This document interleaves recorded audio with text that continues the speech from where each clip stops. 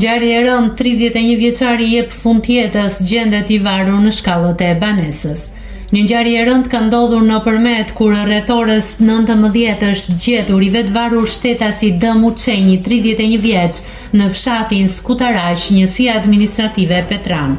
Të afërmit e viktimës kanë gjetur atë të vetvarur në shkallët e shtëpisë. Ndërkaq policia ndodhet në vend ngjarje dhe po kryen veprimet e parahetimore. Mbetet mister arsyeja e vetvarjes së të riut.